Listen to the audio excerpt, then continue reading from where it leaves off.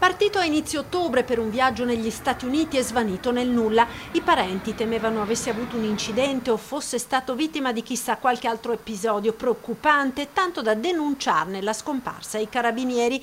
Invece Marino Marcon, 68enne, pensionato di San Fior, è in carcere a Fulton, in Georgia. Cosa sia accaduto ancora non si sa con precisione. Pare che l'uomo, molto noto in paese, da tutti conosciuto come persona per bene e tranquilla, sia accusato di disturbo alla quiete pubblica, percosse e danneggiamento a proprietà privata. Incredulità e preoccupazione tra i parenti che non riescono a capire cosa possa essere successo al loro caro partito per una vacanza.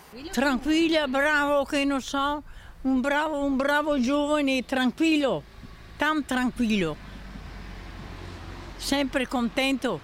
Madonna, l'Endavia non ha più visto ritornare. Del caso sono stati interessati la Farnesina ed il Consolato italiano di Atlanta.